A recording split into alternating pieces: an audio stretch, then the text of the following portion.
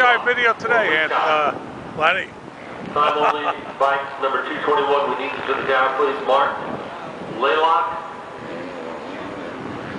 Number 221, we need you to room 104 in the tower. Modern Mopar, George McGregor,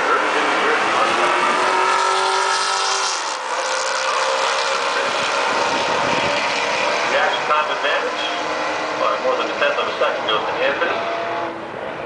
And he'll use that advantage to his advantage to get the win. Next up, a pair of challengers. Oh, my son. I hope he does. Yeah. Santorano.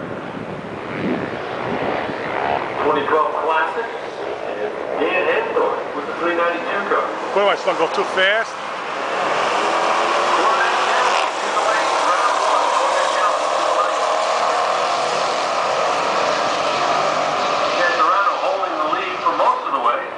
Not where it counted at the finish line. Drove around and got the win.